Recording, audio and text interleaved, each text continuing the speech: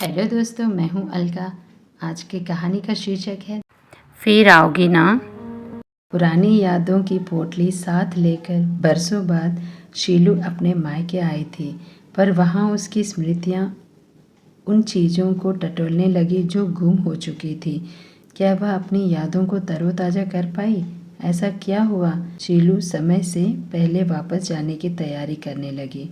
तो चलिए कहानी सुनते हैं। अब गाड़ी भीतरी सड़क पर आ गई थी। इसी सड़क की दूसरी तरफ एक मैदान था जहां हम खेला करते थे।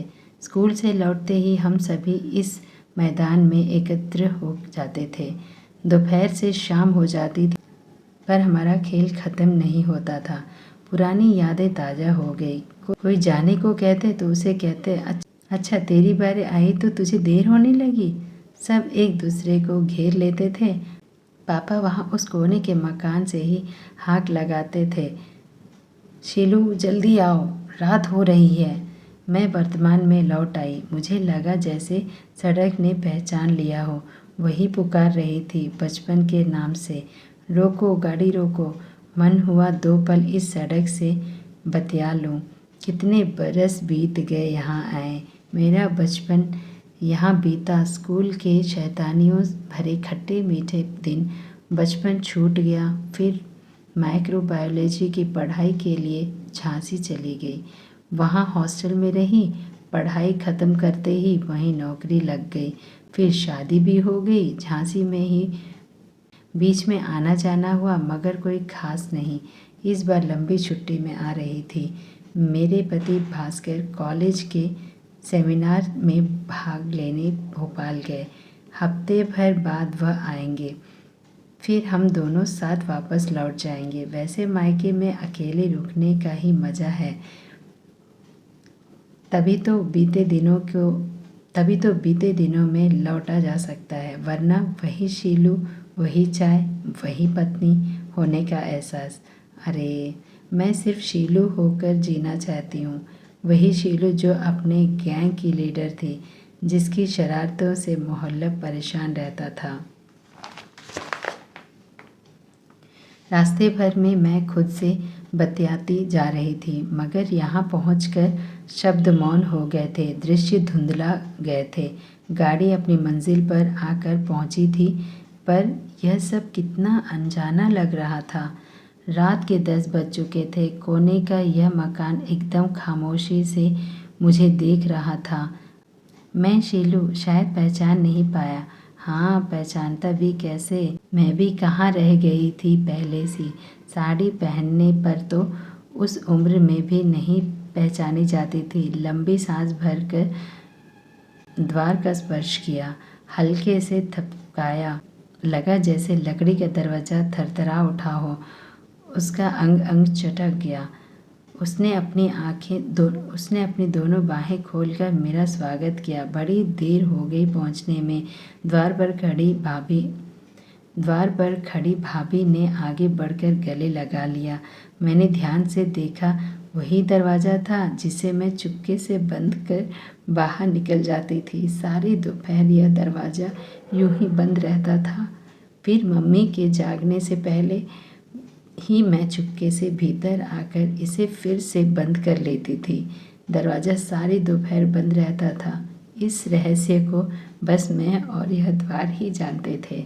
हवा तेज़ थी और द्वार हिल हिल कर पुरानी शरारतें दोहरा रहा था। भीतर घुसने लगी थी तो छिटकनी ने साड़ी का छोर पकड़ लिया। ओह, इतनी आत्मीयता! मेरी निगाहें बच्चों को खोज रही थी। सुबह मिलवाऊंगी बच्चों से, भाभी ने कहा। अभी जग गए तो वे सुबह स्कूल नहीं जा पाएंगे। मेरी निगाहें बच्चों को खोज रही थी। सुबह मिलवाऊंगी बच्चों से, भाभी ने कहा। अभी जाग गए तो वो सुबह स्कूल नहीं जाएंगे। भाभी को खुद की भी चिंता थी। बच्चों को स्कूल भेजकर उन्हें भी अपने बैंक जाना होता है। मैं भी थकी थी। सोचा सुबह ही मिलना ठीक रहेगा। खाने में पालक पनीर के साथ भरवा करेले देखकर माँ की याद आ गई। माँ बड़ी खूबसूरती से करेले भरती थी। ये करेले कैसे भरे हैं? भाभी ने मुझे दुविधा में डाल दिया। मैंने एक करेला हाथ में उठाया चारों तरफ घुमाकर देखा। ये तो भरे ही नहीं हैं भाभी, साबुत ही तल दिए गए हैं, मैंने कहा। हम दोनों ही हंसने लगे। ननंद भाभी का रिश्ता पुराने चावल सा महकने लगा। तुम्हारी साड़ी बड़ी सुंदर है, भाभी ने कहा। ठीक है, तुम ले लो, काम वाली बाई को मैं कोई और साड़ी दे दूंगी। भाभी मुझे गुस्सा मत दिलाओ, मैंने लाड से कहा और कटोरी से दही लेकर भाभी के गाल पर लगा दी। होली है, बस बस, ऐसा मजाक मुझे नहीं पसंद, भाभी ने कहा। पर मुझे तो है, मैंने मचलते हुए कहा। तू बिल्कुल नहीं बदली शीलू, भैया ने कहा तो लगा मैं सचमुच बचपन के दिनों में लौट आई हूँ। पर आप बदल गए हैं। कैसे? आपकी बीवी अकेली पड़ गई तो बीच बचाव करने आ गए, मैंने कहा तो भैया ने एक धौल मेरी पीठ पर जमा दी। चल जल्दी सो जा, सुबह काम पर जाना है। भैया की बात पर भाभी ने ऐतराज़ किया। तुम कल की छुट्टी ले लो, बहन को कहीं घुमाने नहीं जाओगे? भाभी ने मेरा पक्ष लिया तो मुझे अच्छा लगा। घुमाने? अरे यही घुमा देगी मुझे सारे शहर में। भैया हंसने लगे। कौन कहाँ रहता है, गली मोहल्ले में कौन किसका भाई बाप लगता है, इससे पूछ लो, इसे ही पता होता था। सचमुच पुराने दिन हरे हो गए थे। सारा मोहल्ला मुझे ही जानता था। शैतानी तो भैया भी करते थे पर नाम सब मेरा ही लेते थे। एक बार हम सब बबलू के मकान में लगे पेड़ से अमरूद तोड़ रहे थे कि बबलू की मम्मी सामने आ गई। सब तितर बितर हो गए। दीवार फांद कर मैं बाहर भागी और जल्दी से घर में घुस आई। दरवाजे की कुंडी चढ़ाई और फ्रॉक बदल कर सो गई। इतने देर में तो बबलू की मम्मी लगी दरवाज़ा पीटने। उन्होंने शिकायत की तो माँ हैरान हो गई और बोली, शीलू तो गहरी नींद में सो रही है, खुद देख लो बहन जी। बेचारी बहन जी चकरा गई। जिसे कूदते देखा था वह तो लाल फ्रॉक पहनी थी, जबकि ये तो आसमानी रंग की स्कर्ट पहनी सो रही थी। बेचारी बहन जी शर्मिंदा होकर लौट गई। ऐसी ही कितनी ही कहानियाँ यहाँ के चप्पे चप्पे में बसी थी। भाभी ने मेरे सोने की व्यवस्था कर दी थी। मेरी इच्छा हुई कि मैं भाभी से कहूँ कि मेरी खाट आंगन में ही बिछा दें, पर उनके चेहरे का उनिंदापन देखकर हिम्मत नहीं पड़ी। अकेले सोते डर तो नहीं लगेगा? उन्होंने मेरे गाल पर चिकोटी काट ली और दरवाज़ा भिड़ा कर चली गई। मैंने बत्ती बुझा दी। नींद आंखों से कोसों दूर थी। मेरे मस्तिष्क में बचपन का एक एक दृश्य चलचित्र की भांति घूमने लगा। एक बार मैं हरे रंग की फ्रॉक पहने तीज का झूला झूलने की जिद ठाने बैठी थी। बाबा ने आंगन में मोटी रस्सी का झूला डाल दिया। शीलू, इसे दांत से पकड़ सकती है? भैया ने झूले की छत से लटकती मोटी रस्सी के टुकड़े की ओर इशारा किया था। मैं पकड़ नहीं पाई। भैया खुश हो रहे थे। मैं जब तक कुछ समझ पाती तब तक झूला इस पार से उस पार जा पहुंचा था। अगली पिंग पर भैया ने फिर रस्सी की ओर इशारा किया और कहा, मुंह से पकड़ना है। मैंने लपकना चाहा मगर झूला आगे सरक गया। भैया फिर हंसने लगे, मगर कब तक हंसते? अगली पिंग में रस्सी मेरे दांतों के बीच थी।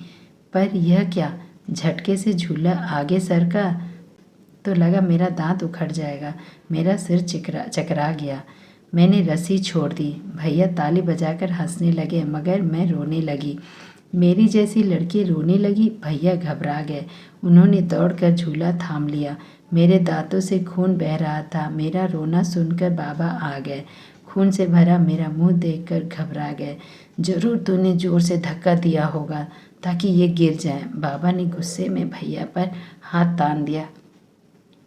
भैया घबरा गए, मगर इससे पहले कि बाबा मारते मैंने इशारा से बताया कि मैं खुद ही गिर गई थी। झटपट मुझे डॉक्टर के पास ले जाया गया। मैंने जीभ दांत के ऊपर फिराई। ऊपर का एक दांत अब तक नीला है। हम दोनों भाई बहन लड़ते भी खूब थे, पर प्यार भी हम दोनों के बीच उतना ही था। एक दिन भी नहीं कटता था। मैं करवट बदल कर चित्त हो गई और स्मृतियों की दुनिया से बाहर आ गई। पंखा तेजी से घूम रहा था, फिर भी घुटन सी लग रही थी। मेरी आदत थी आंगन में सोने की। खुला सा आंगन मुझे बहुत अपना सा लगता था। अपना दुख सुख मैंने इसी आंगन में बांटा था। तारों से मेरी दोस्ती थी। कुछ तारों का तो मैंने नाम भी रख छोड़ा था। दीप्ति मेरी प्यारी सखी का नाम था। मैं दीप्ति से मिलने को अकुला गई। उसे तो अब तक यह पता चल ही चुका होगा कि मैं यहाँ आई हूँ। वह भी ज़रूर इसी तरह व्याकुल होगी मुझसे मिलने को। मैं बिस्तर छोड़कर खिड़की के पास गई। बाहर अंधकार था, गहन अंधकार। उसी अंधकार में दिखाई दे रहा था जिसकी डाल झूम झूम कर मेरा स्वागत कर रही थी। इतने दिनों से क्यों नहीं आई? भूल गई हमें? डाल उलाहना दे रही थी। मैंने हाथ बढ़ाकर उसे छूना चाहा मगर वहाँ तो कुछ भी नहीं था। अच्छा, सुबह होने दो, सबसे मिलूंगी, मैंने खुद से ही वादा किया और सो गई। पानी की तेज शोर से आँख खुली। दिन चढ़ आया था। मैं हड़बड़ा उठी। भाभी मेरा नाश्ता हॉटकेस में रख रही थी। मुझे देखकर मुस्कुरा दी। नींद पूरी हुई या नहीं? मायके में सोने जागने का कोई रूटीन नहीं होता। जिम्मेदारी जो भाभी के सिर होती है। मैंने अपनी बाहें भाभी की कमर में डाल दी। बंटी बिट्टी जाग गए? वो तो स्कूल भी गए, 2 बार देखकर गए थे, पर तुम सो रही थी। भाभी ने बताया कि भैया 2 बजे तक लौटेंगे। मैं भी कोशिश करूंगी कि 3 बजे तक लौट आऊं। क्या करूं, महीने के पहले सप्ताह में बैंक से छुट्टी नहीं ले सकती, भाभी ने कहा। नाश्ते में क्या बनाया है बताओ भाभी, मैंने मचलते हुए पूछा। कुछ सरप्राइज भी रहने दो, भाभी ने फ्रिज पर रखी चाबी की ओर इशारा करते हुए कहा। कहीं गले मोहल्ले में जाना चाहो तो ताला लगा देना, बंटी के पास दूसरी चाबी है। भाभी चली गई। अब उस घर में मैं अकेली रह गई जहाँ कभी मेरा एकमात्र राज था। एक पल को लगा मुझे दुनिया की सारी जायदाद मिल गई। खोया हुआ बचपन मिल गया है जहाँ की मैं सचमुच रानी थी, अपनी मर्जी की मालिक। जिद्दी शैतान लड़की, चुहल शरारतों से भरी। एक बार मन किया दौड़कर अपनी अलमारी से हरी फ्रॉक निकाल कर पहन लूं और वैसे ही दरवाज़ा बंद करके गली मोहल्ले का चक्कर लगाऊं। पैर एकाएक अपने कमरे की ओर बढ़ गए, मगर कहाँ? यह तो पहचान में भी आना मुश्किल था। वहाँ डबल बेड सजा था जिस पर साफ और धुली चादरें बिछी थी। बाईं ओर वहाँ जहाँ मेरे किताबों की रैक थी उसी जगह ड्रेसिंग टेबल रखी हुई थी जिस पर मेरी किताबें थी उस पर लिपस्टिक और नेल पॉलिश सजी थी। अलमारी में हरे फ्रॉक, नीली स्कर्ट की जगह साड़ियाँ टंगी थी। मन थोड़ा बुझ गया। मुझे याद है शादी के कुछ समय पहले मेरी किताबों की रैक हटाने की बात हुई थी। मैं बड़ी होने के बावजूद बच्चों की पत्रिकाएं व पुस्तकें पढ़ती थी। एक बार भैया ने कहा, इतनी बड़ी हो गई, अभी तक चंदा मामा और नंदन पढ़ती है क्या? इसे बाहर निकाल ले।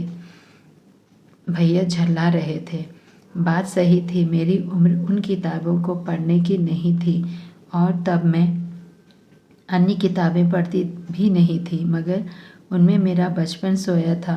बाद में तो मैं हॉस्टल चली गई, वरना शायद खुद ब खुद दूसरी किताबें इन बचकानी किताबों को खदेड़ देते। बात सही थी। मेरी उम्र उन किताबों को पढ़ने की नहीं थी और तब मैं अन्य किताबें पढ़ती भी नहीं थी, मगर उनमें मेरा बचपन सोया था। बाद में तो मैं हॉस्टल चली गई, वरना शायद खुद ब खुद दूसरी किताबें इन बचकानी किताबों को खदेड़ देती। यह घर मेरे बचपन का घर था, दुनिया के सबसे खूबसूरत और खुशनुमा एहसास से भरा, जिसे मैं दुनियादारी और जिम्मेदारी के एहसास से बदलने को कतई तैयार नहीं थी। मैंने दोनों हाथों से रैक को थाम लिया था। रैक यहाँ से नहीं हटेगा, तू चाहे कुछ भी कर ले। का गुस्सा काफ़ी तेज था। खिड़की में सजा लो, मैंने कहा था। भैया गुस्से में आगे आए थे और उन्होंने रैक को हटाना चाहा था, मगर बाबा ने रोक दिया। पड़े रहने दो ये रैक ही, आखिर थोड़ा हक तो उसका भी है ना इस घर पर। हाय, बाबा ने यह क्या कह दिया? थोड़ा हक बराबर क्यों नहीं? मैं भीतर ही भीतर तड़पती रही, पर किसी से कुछ नहीं कहा। हालांकि रैग भी नहीं हटा। मैं वर्तमान में लौट आई और आज समझ रही हूँ वह थोड़ा सा हक कितना थोड़ा था। मैंने बेड के कॉर्नर में पड़ा डेक ऑन कर दिया। कोई रीमिक्स बजने लगा, पुराना गाना नए अंदाज में। मैंने जल्दी से स्टॉप कर बटन दबाया। पता नहीं आजकल के बच्चों को ये कैसे पसंद आता है। ओरिजिनल गानों की सारी खूबसूरती खराब कर दी है। मैं कमरे से बाहर निकल आई। बरामदे की दूसरी तरफ सदा से ड्राइंग रूम था, मगर अब यहाँ बरामदे को घेर कर लिविंग रूम बना दिया गया था। 9 सीटर सोफ़ा, पारदर्शी शीशे की टेबल जिसके नीचे रखे खूबसूरत बनावटी फूल ऊपर से भी साफ दिखाई दे रहे थे, मगर यहाँ जगह तो बहुत ज़्यादा नहीं थी। मैंने रेलिंग की तरफ देखा तो पाया कि बाहर के छज्जे को तोड़कर इसी में मिला लिया गया था आधी दीवार और फिर कांच की खिड़कियाँ। बराबर से बनी बड़ी सी किचन के 2 हिस्से कर दिए गए थे और खाने की मेज वहीं फिट कर दी थी। ढके हुए नाश्ते को देखा, आलू के भरवे पराठे, घिए का रायता और साथ में मेवे से सजी खीर। सच में किसी ज़माने में ये सब मुझे कितना प्रिय था, मगर उम्र के साथ साथ पसंद बदल गई थी। अब बहुत तेल मसाला मुझे नहीं भाता है और मीठा तो बिल्कुल ही नहीं। मुझे लगा यह घर ही नहीं, मैं भी बदल गई हूँ। दोनों अजनबी हो गए, एक दूसरे से पता पूछ रहे हैं। बरामदा पार कर दूसरी ओर निकल गई। रात में तो घर की कायाकल्प ठीक से पता नहीं चली थी, पर इस वक्त मैं सब कुछ टटोलना चाह रही थी, मगर हर स्थान मुझे अपरिचित सा देख रहा था। माँ बाप का कमरा स्टडी रूम में बदल चुका था। सामने की दीवार पर माँ बाबा की बड़ी सी तस्वीर लटक रही थी, जिस पर ताज़ा फूलों की माला सजी थी। माँ बाबा सड़क दुर्घटना में चल बसे थे। सारी जिम्मेदारियाँ भैया पर आ गई। आँखों की कोरों में धुंधलका उतर आया था। मैंने माँ बाबा की तस्वीर को प्रणाम किया और नज़र दूसरी तरफ घुमा ली। सारा कमरा व्यवस्थित और साफ सुथरा। माँ के लाख सजाने पर भी मैं बहस करने से कहाँ चूकती थी। बिखरी पड़ी किताबें जिंदा लगती हैं, सांस लेती है, लगता है इन्हें किसी ने पढ़ा है। माँ मेरी दलील के सामने हाथ जोड़ देती थी। मेरा कमरा, मेरी किताबें हमेशा बिखरी ही रहती। बेतरतीब मुझे इसी में राहत मिलती थी, पर यहाँ की हर चीज़ करीने से रखी थी, सजी हुई। लगता ही नहीं इस घर में बच्चे भी रहते हैं। किताबों से भरी लाइब्रेरी मेरी ओर देख रही थी। मैं सकपका गई। नहीं नहीं, यह मेरी जगह नहीं है। मैं उल्टे पांव बाहर लौट आई। अरे यह क्या? यहाँ तो आंगन का द्वार था, खुला आसमान जहाँ से नीचे झांकता था, वह कहाँ गया? मैं व्याकुल हो गई। आंगन के 3/4 हिस्से में कमरा और 1/4 हिस्से में ज्वाइंट टॉयलेट बाथरूम। मैं चकरा गई। भैया, ये आपने क्या कर डाला? मेरा आंगन, मेरे बचपन की साथी दीप्ति, मंदाकिनी, वैभव। मैंने ऊपर की ओर देखा। सफ़ेद छत टुकुर टुकुर मेरी ओर ताक रही थी। किसे ढूंढ रही हो? हमने तुम्हें पहचाना नहीं। घर के कोने कोने से एक ही आवाज़ आ रही थी। हमने तुम्हें पहचाना नहीं। मैंने दोनों हाथ कानों पर रख लिए। वहीं कोने में मेरा सूटकेस पड़ा था। मेरी पहचान बस वहीं तक थी। मैंने सूटकेस खोला, बिट्टू बंटी के कपड़े निकाले और भी जो तोहफे भाई भाभी के लिए लाई थी निकाल कर सामने मेज पर रख दिए और वापस जाने की तैयारी करने लगी। यह देख, भैया ने पूछा, तू तो लंबी छुट्टी लेकर आई थी, फिर प्रोग्राम कैसे बदल दिया? लंबी छुट्टी के चक्कर में ही तो इतने साल आ नहीं सकी। अब आ गई, वरना इस साल भी नहीं आ पाती। मैंने टैक्सी मंगवा ली। फिर आऊँगी भाभी। मैंने भाभी से विदा ली। बाहर निकलने लगी तो दरवाजे की चिटकनी ने चुन्नी पकड़ ली। सच कहो फिर आओगी ना? मैं बिना कोई जवाब दिए टैक्सी में बैठ गई। यही होता है, बेटी की शादी के बाद जब विदाई हो जाती है तो बस कुछ कहानियाँ रह जाती हैं बचपन की। अपना घर नहीं लगता है, जब भी जाए ये सोच के जाते हैं कि हाँ ये मेरा बचपन का घर है, लेकिन कुछ चीज़ें बदल जाती हैं, पूरा माहौल बदल जाता है, सबका रहन सहन बदल जाता है, बस वापस दुखी होकर हमें आना पड़ता है मायका छोड़कर। ये कहानी पढ़ते पढ़ते मुझे तो रोना आ गया, मेरी पुरानी यादें ताज़ी हो गई। सॉरी। कितने अच्छे पल होते हैं बचपन के, वो पल जो ज़िंदगी भर याद रहती हैं। पुरानी जगह जब हम जाते हैं तो वो पुरानी यादें ताज़ा हो जाती हैं। तो आप लोगों में से कितने लोगों को अपने बचपन की यादें याद आई, अपना घर याद आया, मायका याद आया? आजकल लड़के भी नौकरी करने बाहर चले जाते हैं, बेटे भी बाहर चले जाते हैं, लड़कियां अपना दुख बता देती हैं या अपना खुशी जाहिर करती है, बट लड़के नहीं करते हैं या नहीं कर पाते हैं। उनको भी ये चीज़ फील होता है कि हाँ हमारा घर छूटा, हम नौकरी के लिए बाहर चले गए, हमारा बहुत सी यादें हमारी जुड़े रहती हैं अपने पुराने घर से, पुराने शहर से।